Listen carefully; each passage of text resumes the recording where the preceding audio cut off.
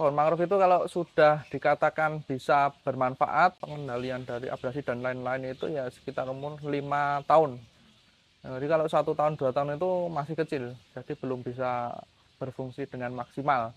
Di 5 tahun, 10 tahun hingga yang di belakang ini adalah sekitar 20-an tahun. Jadi yang paling awal ditanam ya belakang ini, sepanjang kanal-kanal kecil.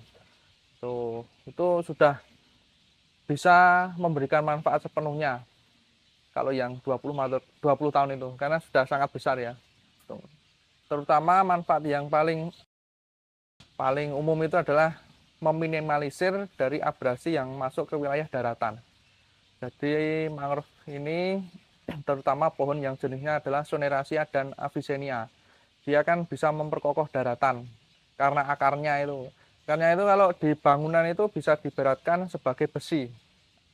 Dia sangat kokoh akar dari Avicennia Soneraceae itu. Maka sangat meminimalisir air laut yang masuk ke wilayah muara Sungai Opak, sehingga Sungai Opak mengenai daratan itu sangat minimalisir sekali.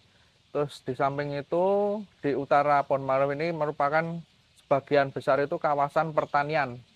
Setidaknya melindungi dari pertanian warga. Jadi intrusi air laut yang masuk ke wilayah pertanian itu menjadi netral. Air laut kan asin, Mbak. Kalau sudah tersaring oleh pohon mangrove ini sampai di wilayah pertanian menjadi netral atau tawar. Ya, jadi petani juga tanamannya semakin subur, tidak menjaga gagal tanam. Kalau sebelumnya itu sering, sebelum ada pohon mangrove itu para petani sering gagal panen itu ya, karena itu air laut itu masuk ke wilayah pertanian. Selain itu juga anginnya, kalau angin kencang itu kalau misal masuk ke wilayah pertanian itu juga banyak yang roboh itu. Dan yang selanjutnya adalah sampah. Mangrove ini sebagai penyaring sampah yang masuk ke wilayah pertanian warga. Karena sampah yang di sini mohon maaf ya, sampah kiriman. Saya tadi gambar muaranya sih. Ini sama ekologinya yang ada di muara. Kenapa kok saya gambar ini? Karena saya sendiri sering mancing di muara kebetulan. Jadi saya sering melihat ekologi yang ada di situ kan. Jadi pohon mangrove sendiri itu jadi tempat hidup untuk hewan-hewan kecil, tempat hidup untuk ikan-ikan, terus tempat sembunyi ikan.